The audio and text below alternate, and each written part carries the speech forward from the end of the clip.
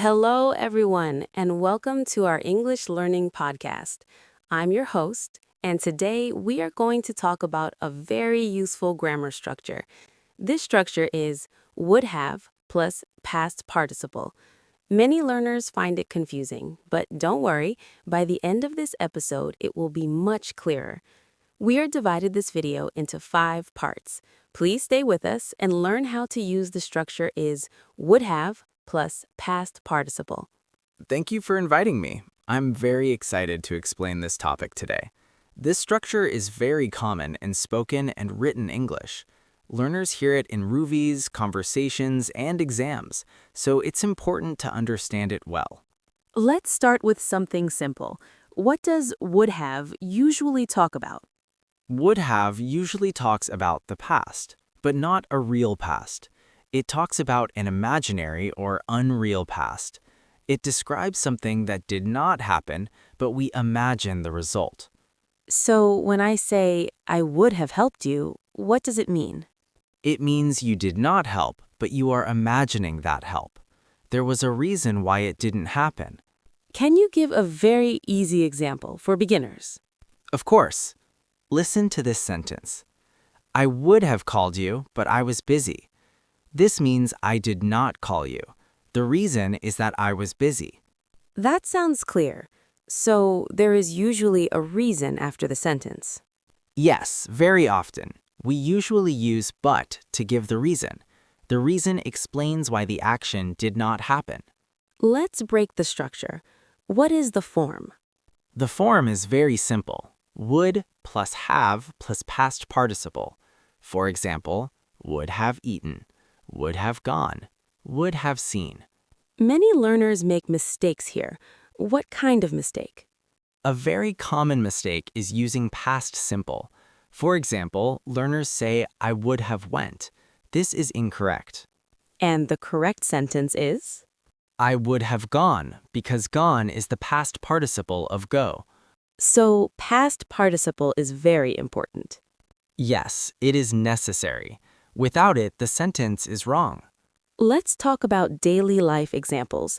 Can you give some natural spoken sentences? Sure. I would have come earlier, but there was traffic. She would have joined the party, but she was sick. They would have bought the house, but it was too expensive. All of these actions did not happen. Exactly. That is the key idea. No real action happened in the past. Can we use this structure to be polite? Yes, sometimes. For example, I would have loved to help you, but I had no time. It sounds polite and soft. That's very useful for conversation. Yes, especially in apologies or explanations. What about short answers? Can we answer shortly using this structure? Yes, we can. For example, would you have helped me? Yes, I would have. Or, no, I wouldn't have. Nice. That sounds very natural. It is very common in spoken English. Before we move forward, let's give listeners a quick tip. Sure. If you are talking about something in the past that did not happen and you are imagining it, then think about would have plus past participle. That's a great summary. Thank you. In the next part, we will talk about regret and conditional sentences. These are very important uses of would have. Yes, and learners will love those examples. So stay with us. This is just the beginning. We'll continue in part 2. This is part 2 of our podcast episode. In this part, we will focus on regret and conditional sentences. These are 2 very common uses of would have plus past participle. Yes, this is where learners really start to understand the power of this structure. It helps us talk about feelings and past decisions. Let's start with regret. What does regret mean in simple words? Regret means feeling bad about something in the past. It means you wish you had done something differently. So how do we express regret using would have? We use it to talk about a better past that did not happen. For example, I would have studied harder. What does that sentence mean exactly? It means I did not study hard. Now I feel sorry about it. Can you add a reason to that sentence? Yes, I would have studied harder, but I was too lazy. That sounds very real. Yes, learners often use this structure to talk about real life. Here are more examples. I would have saved more money, but I spent too much. She would have learned English earlier, but she was afraid. They would have visited their parents, but they were too busy. In all these sentences, the speaker is unhappy about the past. Exactly. Regret is the main emotion here. Can we use would have with sorry? Yes, very naturally. For example, I'm sorry, I would have called you earlier. That sounds polite and honest. Yes, it's very common in apologies. Now let's move to conditional sentences, specifically the third conditional. Many learners fear this topic. They do, but it's actually logical. The third conditional talks about unreal past situations. Both the condition and the result are imaginary. What is the structure? The structure is if plus past perfect, would have plus past participle. Can you give a simple example? Sure. If I had known about the exam, I would have prepared better. So what really happened? I did not know about the exam, and I did not prepare well. That makes sense. Here are more examples. If she had woken up earlier, she would have caught the bus. If they had listened to the doctor, they would have recovered faster.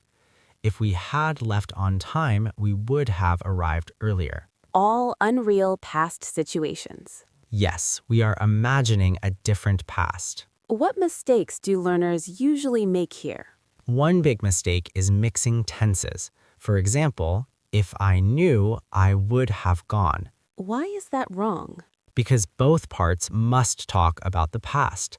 The correct sentence is, if I had known, I would have gone. Very important point. Another mistake is forgetting the past participle. Learners say, I would have eat, but the correct form is, I would have eaten.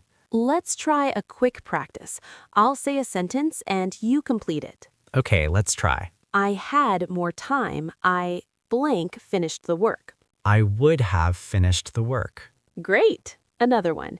She would have been happier if she blank the truth. If she had known the truth. Perfect. So, let's summarize. We use would have plus past participle to talk about regret. We also use it in the third conditional. In both cases, the past is unreal. Nothing actually happened. That was very clear. Thank you so much. You're welcome. In the next part, we will focus on would have been and states versus actions, so don't go anywhere. Yes, that part is very important too. See you in part 3. This is part 3 of today's episode. In this part, we will focus on would have been. Many learners confuse it with would have done. Yes, this is a very important difference. Understanding it will make your English sound more natural. First of all, what is would have been? Would have been is used to talk about states or situations in the past. It describes how something was supposed to be, but it did not happen. So it's not about an action. Exactly. It's about a state, a condition, or a feeling. Can you give a very simple example? Sure. She would have been happy if you had called her. So what really happened? You did not call her. She was not happy. Let's explain states versus actions clearly. An action is something you do. For example, eat, go, call, help. A state is how you are. For example, happy, tired, ready, late. So how does this connect with would have?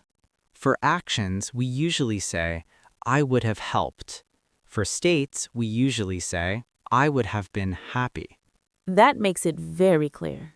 Let me give more examples. He would have been successful if he had worked harder. They would have been late if they had taken the bus. I would have been very nervous before the exam. All of these talk about a condition or feeling. Yes, no real action happened. We are imagining the past. Can we use would have been in third conditional sentences?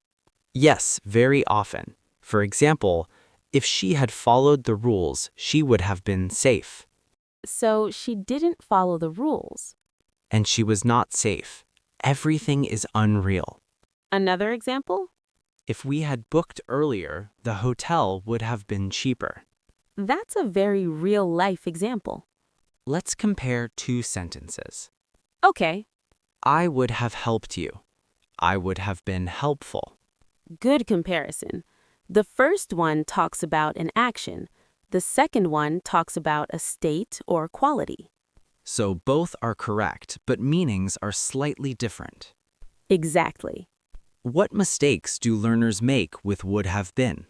One common mistake is forgetting been. Learners say, I would have happy. And that's wrong. The correct sentence is, I would have been happy. Any other mistake? Some learners use action verbs with been incorrectly. For example, I would have been go. This is incorrect. Because go is an action.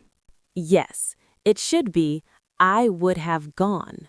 Let's do a quick practice again. Sure. If I had slept earlier, I would have blank less tired. I would have been less tired. Good. Another one. She would have blank the job if she had applied. She would have gotten the job. Perfect. Let's summarize this part. Use would have done for actions. Use would have been for states and situations. Both talk about unreal pasts. That's very easy to remember. Yes, learners should always ask, is it an action or a state? In the next part, we will move to real-life conversations and storytelling. That will help listeners use this grammar naturally. Yes, that will be fun and practical. See you in part 4. This is part 4 of our long podcast episode. In this part, we will use would have in real-life conversations. This will help listeners speak more naturally.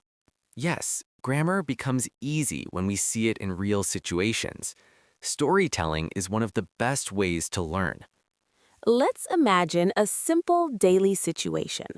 You missed a friend's phone call. Okay, you can say, I would have answered the call, but I was in a meeting. That sounds very natural. Yes, another example is, she would have replied earlier, but her phone was off. These are common excuses in daily life. Exactly. We use would have to explain past situations politely. How about apologies? Would have is very useful here. For example, I'm sorry, I would have helped you if I had known. That sounds honest and polite. Another example is, we would have informed you earlier, but there was a problem. So it softens the apology. Yes, it makes the speaker sound respectful. Let's move to work situations. At work, you might hear sentences like, I would have finished the report, but the system crashed. She would have attended the meeting, but she was out of town. Very realistic examples. Managers also use it. For example, we would have approved the plan if the budget was higher.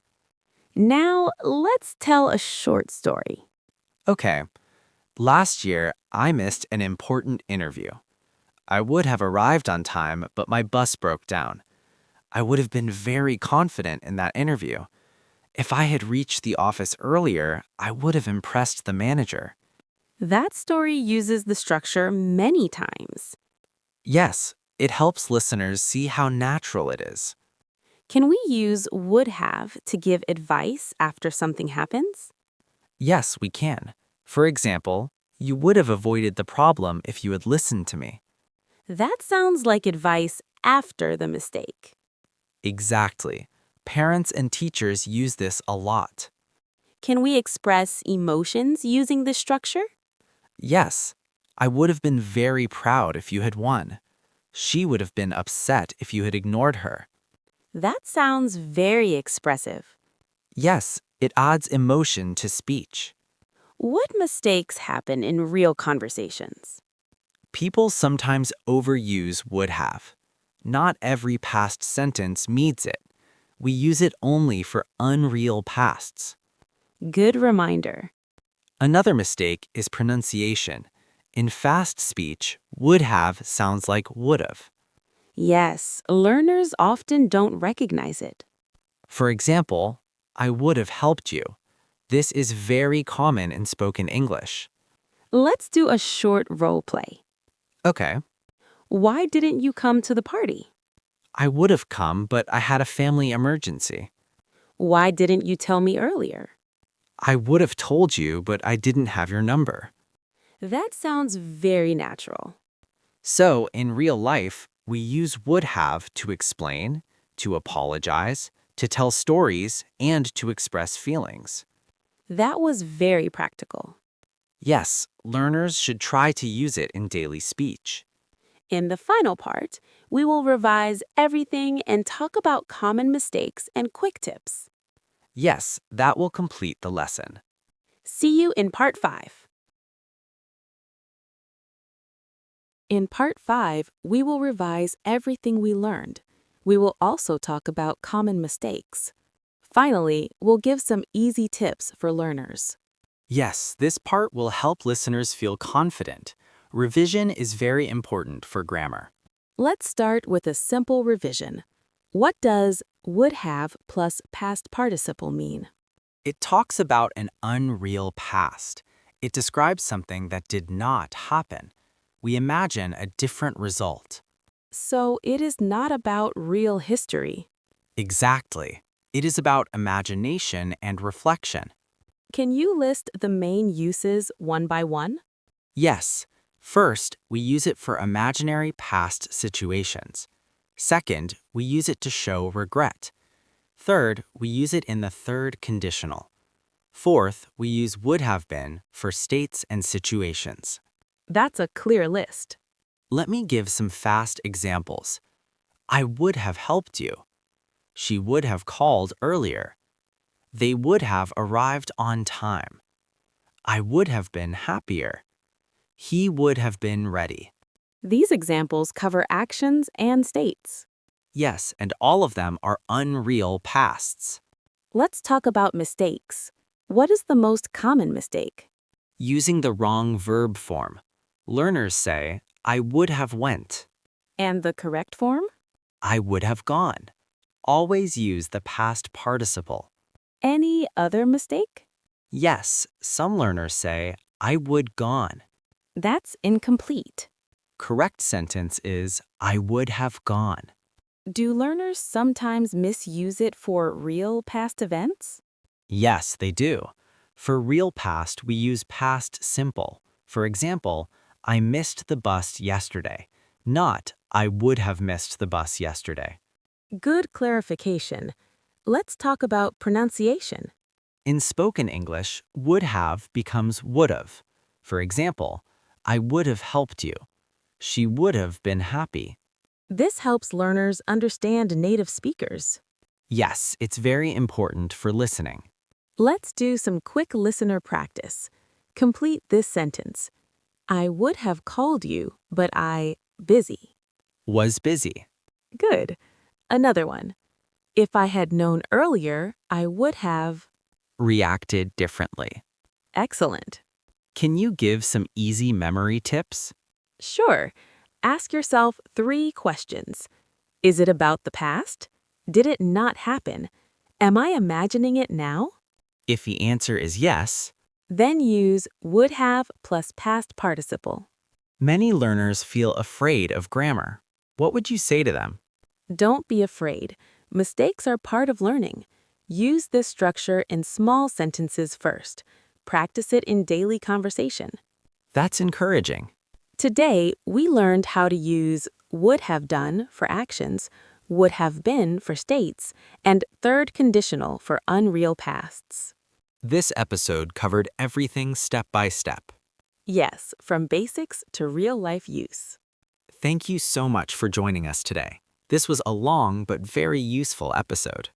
Thank you for having me. If you enjoyed this lesson, don't forget to like, share, and subscribe. We'll see you in the next episode. Happy learning, everyone. Bye for now. Bye.